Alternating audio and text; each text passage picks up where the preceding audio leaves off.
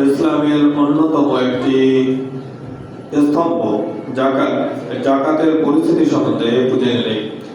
যাকাত হচ্ছে অবশ্য পালনীয় ফরজ ইবাদত। অবশ্যই পালনীয় একটি ফরজ ইবাদত হলো যাকাত। ঈমান, নামাজ, রোজা সকল মুসলমানের জন্য ফরজ। ঈমান আনা সকল মুসলিমের জন্য ফরজ। সালাত নির্দিষ্ট সময় থেকে সকল মুসলিমের উপরে ফরজ। রোজা নির্দিষ্ট সময় থেকে সকল মুসলিম নারীর উপরে ফরজ। এবং শুধুমাত্র ফরজ নয়, ফরজ একটি ইবাদত। নামাজ, রোজা, ঈমান আনা একটি ফরজ ইবাদত, অবশ্য পালনীয় ইবাদত। ছাড় কোনো নাই, ছাড় দেওয়ার কোনো সুযোগ নেই, অবশ্য পালনীয় একটি ইবাদত। পাশাপাশি যাকাত একটি ইবাদত। বাইতুল্লাহ শরীফ জিয়ারত, যেটাকে আমরা হজ বলে থাকি, সেটাও একটি ইবাদত। তবে একটু পার্থক্য আছে, যে একটা হলো আর্থিক ইবাদত, সমর্থবান ব্যক্তির উপরে এই দুটি ফরজ, আর ইন্ডিভিজুয়ালি আমাদের সকলের উপরে ফরজ ঈমান আনা, নামাজ পড়া, রোজা রাখা। যাকাত অর্থ হলো পবিত্রতা, কর্মবৃদ্ধি, পবিত্রতা অর্জন, কর্মবৃদ্ধি, অধিক্য ইত্যাদি অর্থে ব্যবহৃত হয়ে থাকে যাকাত শব্দের অর্থ।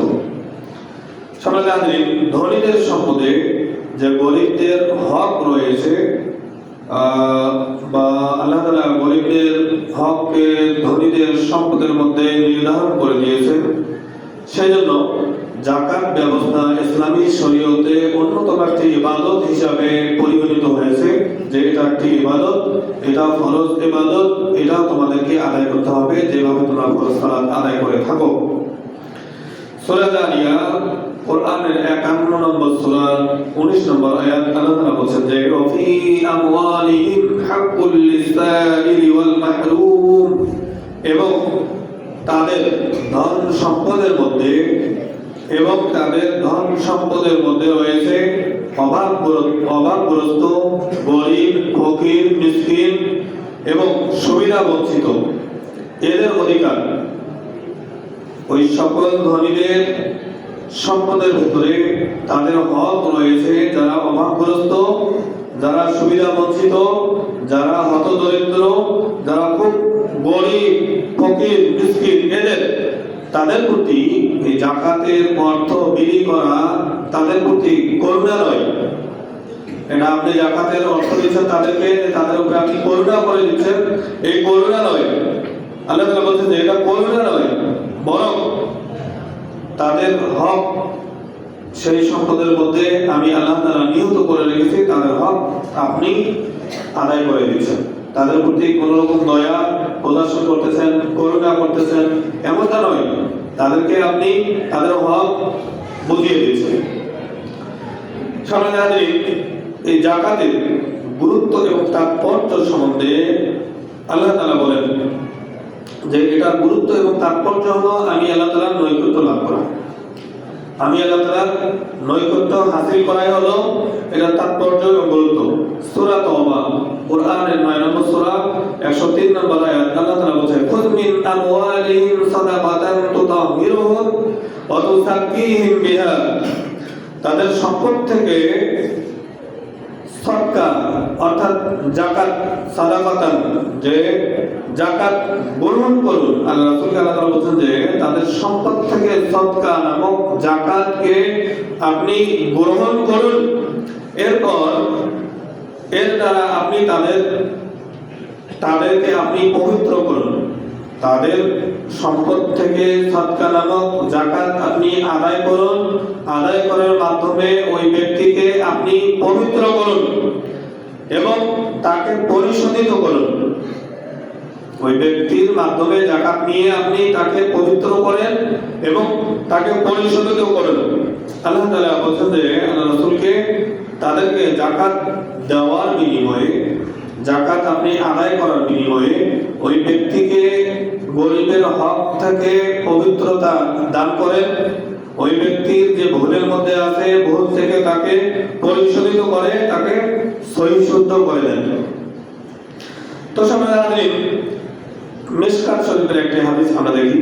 হযরত আবু হুরায়রা রাদিয়াল্লাহু তাআলা থেকে বর্ণিত তিনি বলেন যে আল্লাহ রাসূল সাল্লাল্লাহু আলাইহি ওয়াসাল্লামের কাছে একজন বেদুইন আসলেন, একজন জৈনিক বেদুইন আসলেন।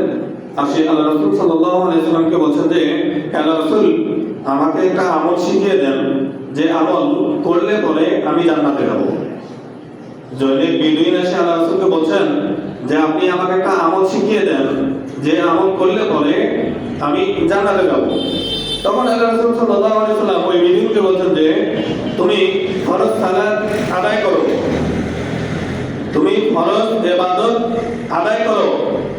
ফরজ ইবাদত আদায় করতে গিয়ে আল্লাহ তাআলার সঙ্গে কাউকে শরীক স্থাপন করিও না। এরপরে তিনি বলেন যে তুমি ফরজ যাকাত আদায় করো, তোমার উপরে যদি যাকাত ফরজ হয়ে থাকে তাহলে তাকে আদায় করে দাও, এবং পবিত্র মাহে রমজানের সিয়ামকে তুমি পালন করো। এরপরে তিনি বললেন, ওই বেদুইন বলছেন আল্লাহ রাসূলকে, যার হাতে আমার জীবন, ওই আল্লাহ তাআলার কসম করে আমি বলছি, আপনি যা আমাকে শিক্ষা দিলেন এর থেকে আমি বিন্দু পরিমাণও বাড়তি করব না, বিন্দু পরিমাণও কমতি করব না। এই কথা বলছেন আর ওই লোকটা চলে যাচ্ছেন আল্লাহ রাসূলের দরবার থেকে, এই কথা বলছেন আর চলে যাচ্ছেন যে আমি এর থেকে বিন্দু পরিমাণও বৃদ্ধি করব না, বিন্দু পরিমাণও কমতি করব না। তখন আল্লাহ রাসূল সাল্লাল্লাহু আলাইহি ওয়াসাল্লাম সাহাবাকে ডেকে বলছে যে এই তোমরা কোন জান্নাতি ব্যক্তি দেখে যদি আনন্দ অনুভব করতে যাও তাহলে এই লোকটা যাচ্ছে না। কোন জান্নাতি ব্যক্তিকে দেখে যদি আনন্দ অনুভব করতে যাও তাহলে এই লোকটা চলে যাচ্ছে না, এই লোকটা জান্নাতি।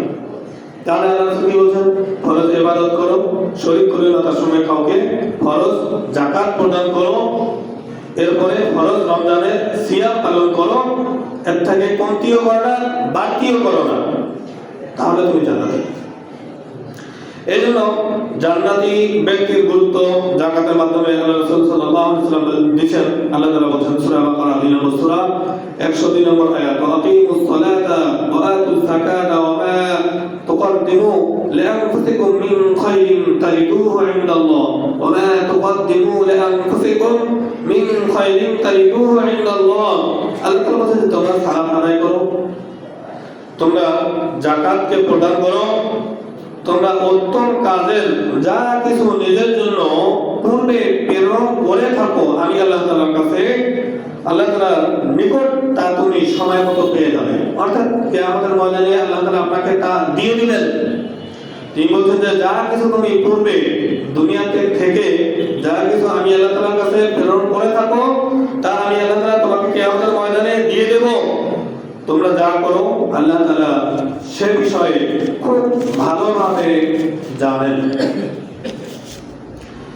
এই জন্য যাকাত যাদের উপরে খরচ হয়েছে তারা যাকাতকে হিসাব করে আলাদা করে নেবেন, নিজের সম্পদ থেকে যাকাতের সম্পদকে আলাদা করে নেবেন, নিজের হক থেকে, নিজের অধিকার থেকে গরিব ফকির মিসকিনদের অধিকার হককে আলাদা করে নেবেন, নিয়ে তাদেরকে সমবন্টন যেভাবে করলে পরে সেই যাকাতের অংশটুকু নিয়ে ওই ব্যক্তি কিছু করে খেতে পারে সেরকম যাতে হয় সেভাবে দিবেন। আমাদের সমাজে প্রচলিত আছে, আমরা যাকাতের কিছু কাপড় পাওয়া যায় বাজারে, জাকাতের কিছু শাড়ি পাওয়া যায়, জাকাতের কিছু লুঙ্গি পাওয়া যায়, জাকাতের কিছু পাঞ্জাবি পাওয়া যায়, এগুলো আমরা খরিদ করে এনে একটা দিন নির্ধারণ করে তখন গ্রামে গ্রামে খবর দিয়ে লাইন ধরে মানুষদেরকে দিচ্ছে। এই জাকাতের পাঞ্জাবি পরে একদিন যদি পরেন পরের দিন ধুয়ে দেবেন তাহলে তার কিছু থাকে না। লুঙ্গি যদি পরেন এই একদিন ধৈর্য করলে পরে ওনার আর কিছু থাকে না। তো এই জাকাত দেওয়া হলো নাকি গরিব ফকির মিসকিন তাদের সাথে তামাশা করা হলো? বলেন, যাকাতের অর্থের আল্লাহ তাআলা অর্থের কথা বলেছেন, যাকাতের অর্থ বাইর করো, সেই অর্থ তাদেরকে প্রদান করো। এই শাড়ি লুঙ্গি পাঞ্জাবি এগুলো দিতে হবে, এগুলো কোথায় পাইলেন? যেগুলো দিলেন সেগুলো কোনো কাজেই আসলো না।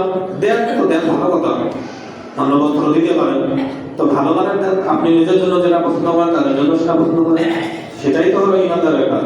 তো আপনি যেটা করেন সেটা তো তাকে দিবেন না, আপনি যেটা ব্যবহার করেন সেটা তো তাকে দিবেন না। আমি 200 টাকার বাজারে পাঞ্জাবি ব্যবহার করি, আপনি যখন ইতিমখানার বাচ্চাদেরকে দিচ্ছেন তখন 65 টাকা গজের পাঞ্জাবি দিচ্ছেন, তো সেটা তো হলো না। এই জন্য যাকাত